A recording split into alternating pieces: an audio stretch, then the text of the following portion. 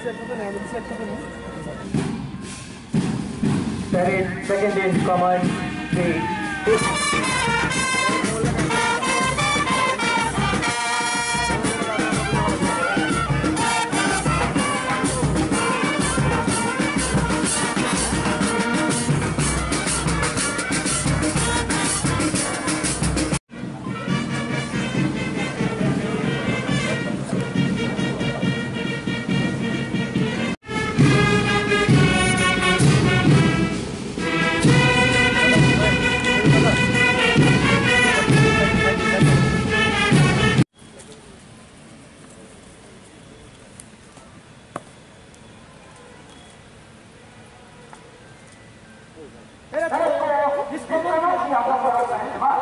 सलामी मंचेर सामने BSF platoon नेतृत्वे सब इंस्पेक्टर हिमांशु नागर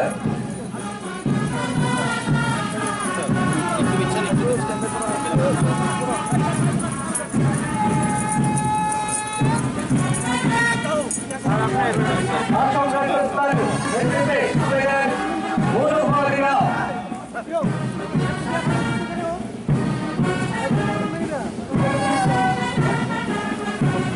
सलामी मंचेर सामने सीआरपीएफ प्लाटून नेतृत्वे सब इंस्पेक्टर ब्रजेंद्र प्रसाद कोटला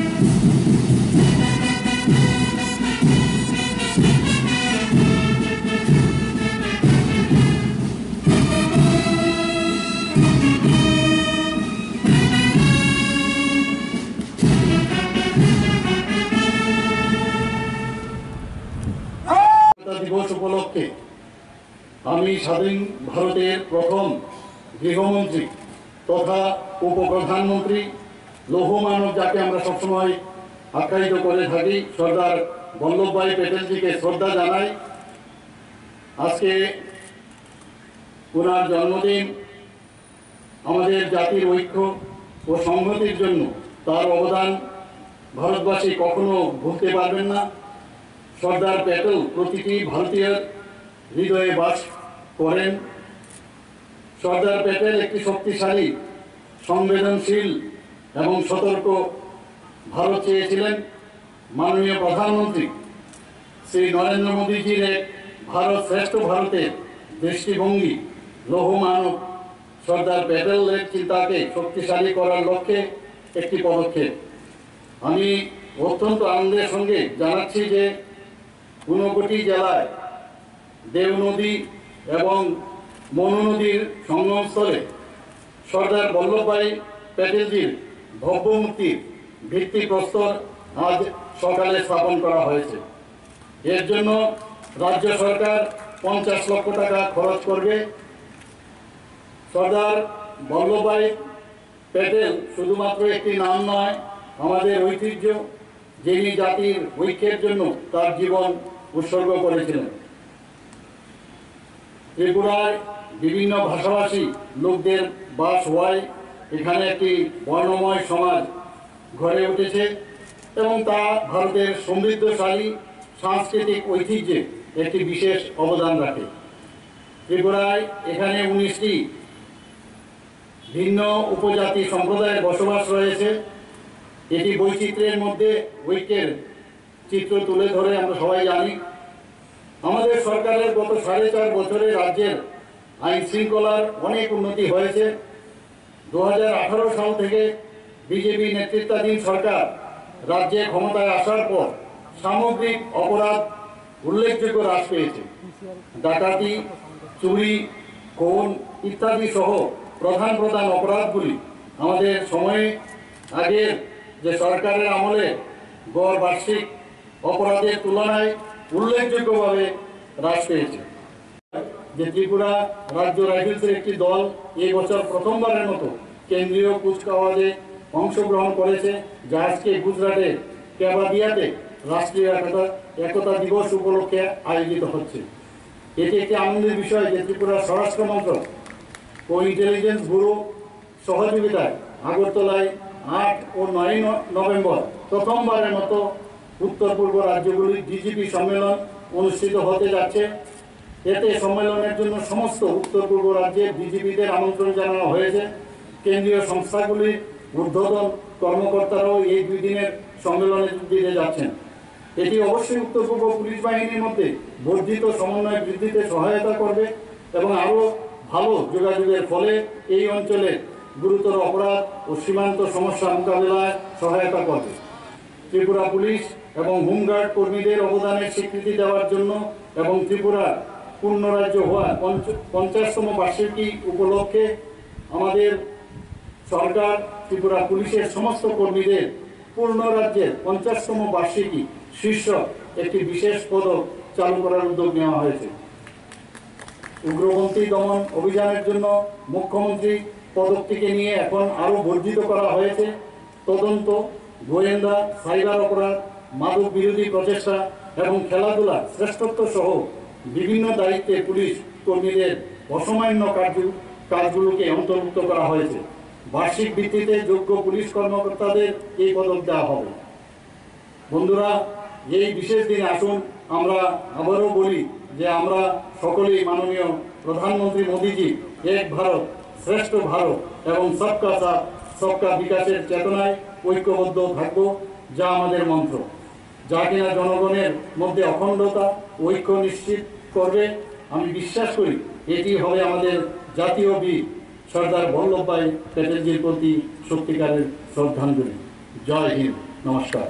শুকনো গাঁজা, কোলিন, মিক্সড কাশির সিরাপ, ইয়েবা ট্যাবলেট এবং হিরোইন বাজেয়াপ্ত করা হয়েছে। এই জাতীয় মামলাগুলোর বিশদ তদন্তের জন্য সেপ্টেম্বর 2022 সালে বিশেষ তদন্ত দল এসআইটি গঠন করা হয়েছে, যেটা আমি একটু আগে উল্লেখ করেছি। নার্কোটিক্স কন্ট্রোল ব্যুরো এবং রাজ্য পুলিশের মধ্যে নিয়মিত সমন্বয়ের মাধ্যমে কাজ হয়ে চলছে। সম্প্রতি গুয়াহাটিতে মাননীয় কেন্দ্রীয় স্বরাষ্ট্রমন্ত্রীর সভাপতিত্বে অনুষ্ঠিত মাদক পাচার এবং জাতীয় নিরাপত্তা সংক্রান্ত সম্মেলনে মাদক পাচার প্রতিরোধে ত্রিপুরা পুলিশের প্রচেষ্টাগুলি বিশেষভাবে উল্লেখ করা হয়েছে। এই সমস্ত পদক্ষেপগুলি ত্রিপুরা পুলিশকে উত্তর পূর্ব রাজ্যগুলির মধ্যে দ্বিতীয় বৃহত্তম পরিমাণ মাদকদ্রব্য বাজেয়াপ্তকারী রাজ্য হিসাবে পরিগণিত হতে সাহায্য করেছে। রাজ্য সরকার পুলিশ বাহিনীকে উন্নত ও আধুনিক করতে বেশ কিছু পদক্ষেপ নিয়েছে। Emergency response service system ERSS 2019 সালে শুরু হয়েছে। ERSS সিস্টেম হলো একটি প্যান ইন্ডিয়া একক নাম্বার 112 ভিত্তিক জরুরি প্রতিক্রিয়া ব্যবস্থা, যা কিনা নাগরিকদের জরুরি পরিস্থিতিতে সাহায্যের জন্য চালু করা হয়েছে। সড়ক দুর্ঘটনা, মাদক চোরাচালান, অবৈধ বিদেশিদের চলাচল এবং অন্যান্য দুর্বৃত্তদের গতিবিধি রোধ করতে 2022 সালের আগস্ট থেকে হাইওয়ে টহলযান চলাচল শুরু করেছে। 2022 সালের আগস্টে পশ্চিম জেলা, সিপাহী জেলা, গোমতী এবং দক্ষিণ জেলাগুলোতে 4টি হাইওয়ে টহল গাড়ি চালু করা হয়েছে। আমরা শীঘ্রই আগরতলা থেকে চুরাইবাড়ি পর্যন্ত যে মহাসড়ক রয়েছে তার জন্য আরও 4টি হাইওয়ে টহল গাড়ি চালু করতে যাচ্ছি। নতুন 1000 কনস্টেবল নিয়োগ প্রক্রিয়াধীন রয়েছে এবং 6000-এর উপরে বেশি স্পেশাল এক্সিকিউটিভ অফিসার নিয়োগ করা হবে। এর মধ্যে ট্রাফিক পুলিশে ইন্টারসেপ্টর গাড়ি চালু করা হয়েছে। পুলিশের কার্যক্ষমতার তীক্ষ্ণতা বৃদ্ধির জন্য আধুনিক যন্ত্রপাতি, সফটওয়্যার ও যানবাহন কেনা হচ্ছে। আমরা রাজ্য পুলিশকে আরও আধুনিক করার প্রক্রিয়া জারি রেখেছি। আমাদের সরকার পুলিশ এবং TSR-এ প্রায় সকল স্তরে প্রমোশন প্রক্রিয়া সম্পন্ন করেছে এবং আরও টিপিএস এবং অন্যান্য পুলিশ এবং টিএসআর এর স্তরগুলিতে প্রমোশন প্রক্রিয়া বিচারাধীন রয়েছে। আমি অত্যন্ত আনন্দিত যে 5 বছর পর এসপিওদের জন্য মাসিক ভাতা 15% বৃদ্ধি করে 6,156 টাকা থেকে 7,079 টাকা করা হয়েছে। এসপিও ড্রাইভারদের মাসিক ভাতাও 6% বৃদ্ধি করে 9,000 টাকা থেকে 9,540 টাকা করা হয়েছে। টিএসআর এর সমস্ত পদের অবসরের বয়স অন্যান্য পুলিশ কর্মীদের মতো 57 বছর থেকে বাড়িয়ে 60 বছর করা হয়েছে। টিএসআর কর্মীদের জন্য রেশন মানি ভাতা 800 টাকা থেকে বাড়িয়ে 1,000 টাকা করা হয়েছে। আমাদের সরকার 1,419 জন নতুন টিএসআর কর্মী নিয়োগ করেছে এবং বর্তমানে তাদের প্রশিক্ষণ দেওয়া হচ্ছে। প্রথমবারের মতো টিএসআর এ 137 জন মহিলা কর্মী নিয়োগ করা হয়েছে, যা আমাদের সকলের জন্য গর্বের বিষয়। টিপিএস অফিসারদের ক্যাডার পর্যালোচনা করা হয়েছে, যা গত 12 বছর ধরে অমীমাংসিত ছিল। 2010 সালের বিজ্ঞপ্তিতে 304টি টিপিএস পদের সংখ্যা বাড়িয়ে 2022 সালে ক্যাডারের সংখ্যা 355টি করা হয়েছে। টিপিএসে আরও পদোন্নতি প্রক্রিয়াধীন রয়েছে। মে 2022 সাল থেকে পুলিশ কেন্দ্রীয় প্রশিক্ষণ ইনস্টিটিউট দ্বারা দুর্যোগ মোকাবেলা ব্যবস্থাপনায় 460 জন আপদা মিত্র স্বেচ্ছাসেবকদের মোট 10টি ব্যাচকে ফার্স্ট রেসপন্ডার হিসাবে প্রশিক্ষণ দেওয়া হয়েছে। 2023 সালের মার্চের মধ্যে আরও 340 জন স্বেচ্ছাসেবককে প্রশিক্ষণ দেওয়া হবে। পুলিশ পাবলিক ইন্টারফেস উন্নত করার জন্য টিএসআর ব্যাটালিয়নগুলির ছুটির দিনে পাবলিক প্লেসে ব্যান্ড শো আয়োজন করেছে। এক ভারত শ্রেষ্ঠ ভারত সাংস্কৃতিক বিনিময় কর্মসূচির অধীনে একজন ইন্সপেক্টরের নেতৃত্বে 10 জন ত্রিপুরা পুলিশ কর্মীর একটি দল জুলাই-আগস্ট 2022-এ 1 মাসের জন্য বিহার পুলিশ সংস্থাগুলি পরিদর্শন করেছিলেন। পুলিশ এবং টিএসআর উভয়ের মাধ্যমে পুলিশের জনসম্পর্ক জোরদার করার জন্য নিয়মিতভাবে প্রয়াসের উদ্যোগ নেওয়া হচ্ছে।